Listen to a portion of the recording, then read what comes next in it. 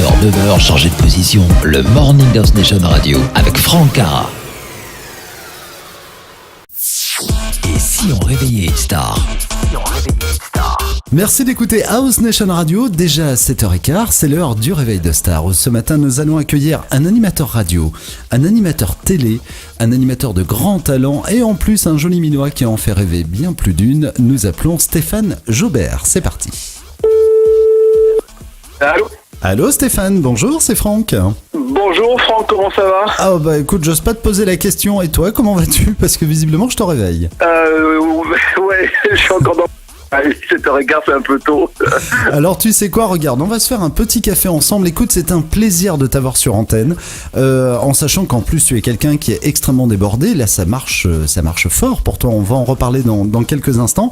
Alors le temps de servir un petit café et en même temps, je vais en profiter pour lancer le premier sujet. En fait, c'est que tu as commencé très tôt. Tu savais pertinemment que tu voulais faire animateur radio et télé. Tu as commencé à l'âge de 14 ans. Ouais, j'ai commencé à faire alors, il faut que je me rappelle un petit peu, parce que ça fait un peu loin, et le matin, les neurones sont pas très réveillés, mais oui, j'ai commencé à...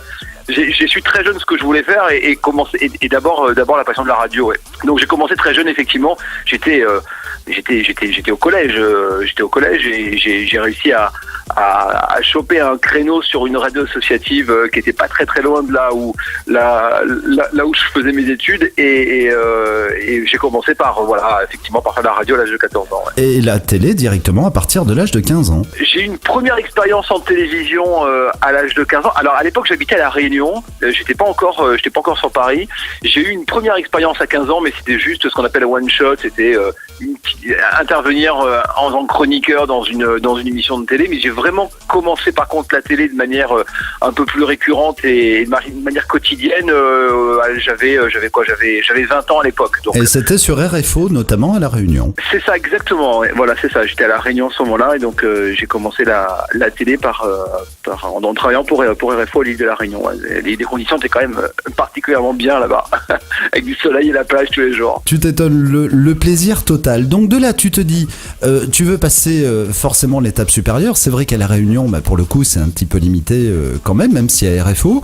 De là, tu décides de venir en France, et là, c'est parti pour une très belle aventure. Ouais, je suis arrivé à un moment où, quand je faisais de la télé là-bas, à ce moment-là, il y avait 2-3 chaînes, donc il n'y avait pas autant de chaînes qu'aujourd'hui, donc c'était peut-être un petit peu plus simple, on avait pas mal d'opportunités de faire plein d'émissions de variété, de musicales et tout, enfin je me suis vraiment éclaté. Et puis à un moment je me suis dit, bon, qu'est-ce que je fais ? Est-ce que je reste à La Réunion avec des conditions de vie qui sont vachement sympas là-bas, ou est-ce que je tente l'aventure parisienne ?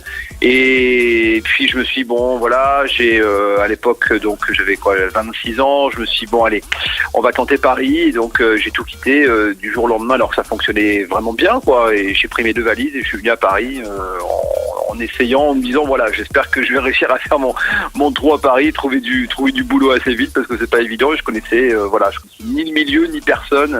Même déjà là-bas, tu avais déjà bien percé puisque tu as tourné notamment pendant 2 ans dans une série télé qui a carrément cartonné. Tu as même enregistré un CD qui atteindra les meilleures ventes de l'île. Et en plus, alors là c'est le summum, tu as été choisi par l'île de la Réunion Tourisme pour devenir le 9e ambassadeur officiel de l'île. Très belle reconnaissance. Ça c'est l'année dernière, ouais, effectivement. Ouais. C'est l'année dernière, l'île de la Réunion Tourisme a décidé de valoriser un peu les Réunionnais qui sont aujourd'hui, qui ont, on va dire, une carrière nationale, voire même un petit peu plus. Et c'est vrai que des animateurs de télé, des sportifs de haut niveau, qui sont réunionnais et qui aujourd'hui sont un petit peu à l'export. On est toute une petite flopée d'ambassadeurs. Mais mon premier métier, c'est d'abord la radio et la télévision. Après, tout ce qui arrive autour, c'est on va dire, juste la cerise sur le gâteau, quoi. En 2001, le public français commence à faire ta connaissance, notamment sur TF1, où tu as présenté pendant près de 3 ans le Tac au Tac TV. Oui, alors en fait, quand je suis arrivé sur Paris, ce que je te disais, c'est que je connaissais personne. J'avais vraiment aucun contact dans le milieu audiovisuel. Et en fait, la chose la plus simple à faire, c'est d'envoyer un peu des maquettes. Et moi, arrivant de La Réunion, n'étant pas connu à Paris, je me suis dit, le seul avantage que j'ai par rapport à d'autres personnes qui veulent faire de la télévision, c'est que j'en ai déjà fait un petit peu, donc j'avais des images à montrer.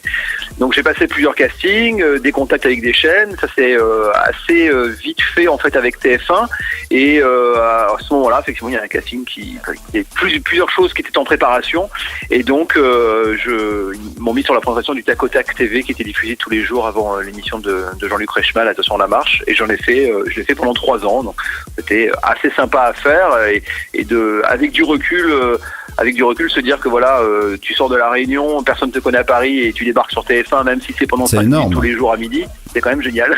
Voilà. C'est clair, en sachant que on voit toujours cette rivalité entre TF1 et M6, dans le sens où tu étais sur TF1, du coup tu te retrouves sur M6 à présenter une émission, on va dire, d'un autre standing que le Tac au Tac TV, puisque tu as présenté Star 6 Musique et Absolument Star sur M6. Donc là, en fait, c'est quoi? C'est toujours la bataille des chaînes de télé où tu as un animateur qui commence à être phare sur une chaîne et hop, tout de suite, on vient la piquer pour aller ailleurs? Non, pas du tout, non. C'est qu'en fait, le Tac au Tac s'est arrêté à un moment, il est passé d'une chaîne à l'autre, il est passé sur la 3, Vincent Perrault a récupéré l'émission.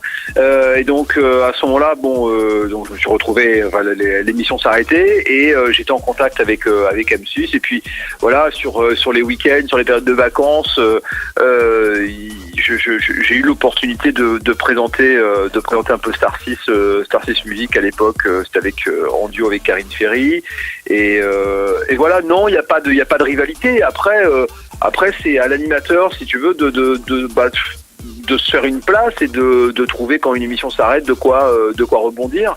Et c'est vrai que je crois qu'avec un peu de recul aujourd'hui, j'ai la chance de ne m'être jamais arrêté, en fait.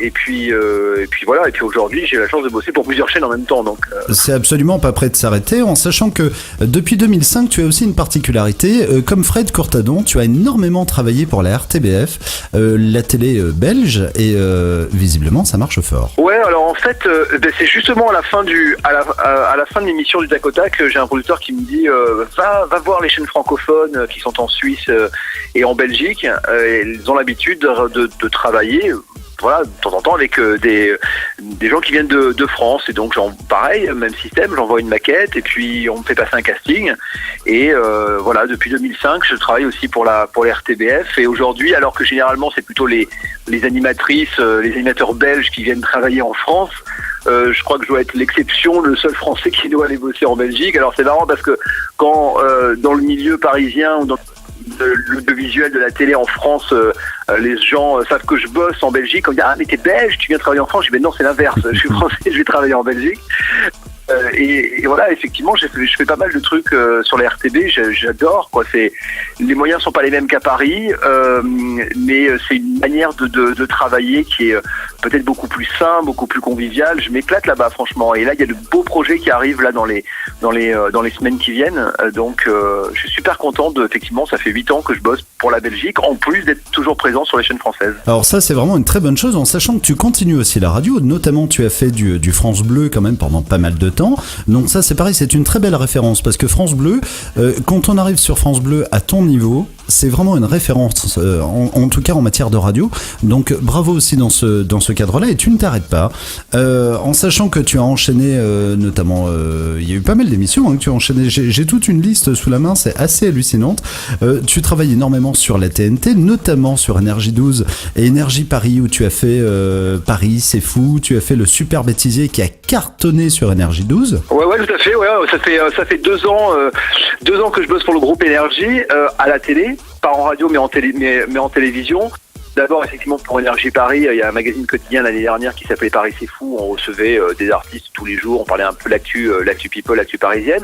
Et puis je présente les Super Bêtisiers depuis 2 ans en coprésentation avec Clara Morgan. Ça marche très très bien en audience. Et là, on arrive. Alors je peux te donner une info exclusive, c'est qu'on arrive cet été à la présentation d'un magazine dont tout le monde connaît le nom, puisque c'est Saga. saga qui avait été Oui, tout à présentée fait.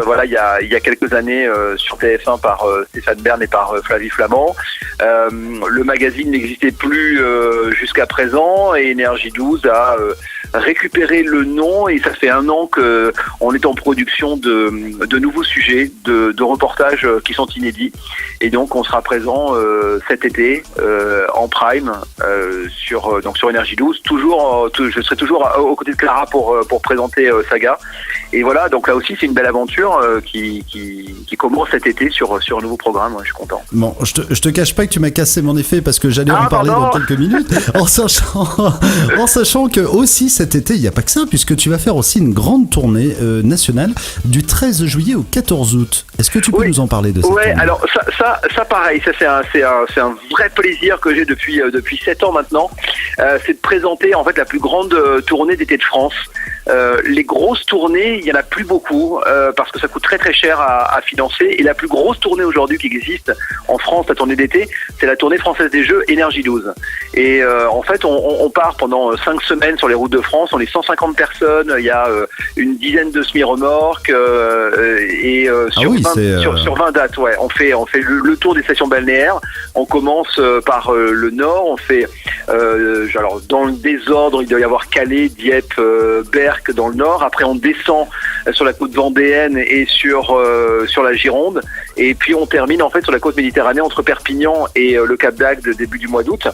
Et ça, c'est absolument, mais c'est pour moi, j'attends ça avec impatience chaque année parce qu'on se retrouve dans une ambiance de polo. C'est même plus du boulot, c'est carrément du jeu, quoi. Oui, alors bon, il y a quand même un peu de boulot parce que oui, c'est du jeu, on s'amuse, voilà. Mais effectivement, on s'amuse en travaillant et c'est un vrai bonheur. Et le soir, j'ai la chance donc de présenter la soirée de cette tournée et sur les grosses dates, comme par exemple dans le sud à Valaras ou bien au Cap d'Agde ou à Marseille, on est par exemple devant 15-20 000 personnes. C'est un spectacle qui est gratuit, il y a un show, j'adore faire cette tournée et donc on repart effectivement. Première date cette année, c'est le 13 juillet. Je crois qu'on doit commencer à Dieppe le 13 juillet et ce sera parti donc pour 5 semaines pour l'été FDJ Énergie 12. Voilà. Là, j'ai les liens. On le mettra bien sûr directement sur la page de la matinale. Donc pour super. vous qui nous écoutez, comme d'habitude, vous allez sur Facebook et vous tapez le morning du matin. Écoute, en tout cas, Stéphane, c'est un grand plaisir parce que tu parles de tout ça avec beaucoup de passion. Et il y a plein de bonnes choses pour toi. La radio, la télé, les tournées. Tu as un très très bel avenir devant toi. En plus, tu es jeune. Sincèrement, tu es beau gosse. T'as tout pour toi. Écoute, c'est gentil, Franck, merci beaucoup. Je crois que le plus important dans ce métier, c'est de travailler, c'est de se faire plaisir. J'ai pas de plan de carrière. Ce qui m'intéresse, moi, c'est de bosser et de pouvoir vivre le plus longtemps de ma passion, quoi. Et je crois que quand on aime ce qu'on fait, quand on est passionné par ce qu'on fait, on prend le temps d'arriver là où on veut et puis voilà, et on se pose pas trop de questions, quoi. Donc voilà, je croise les doigts pour que ça marche le plus longtemps possible. Et il n'y a absolument pas de raison que ça ne soit pas le cas. Un grand merci en tout cas, Stéphane, d'avoir été notre excellent réveil de star ce matin. Merci beaucoup. Je te souhaite encore un bon petit déj. Ouais. Et je te dis à très bientôt sur l'antenne de House Nation Radio. Merci Franck, à bientôt, bonne journée à tous. À très bientôt, au revoir Stéphane. Franck Cara sur House Nation Radio.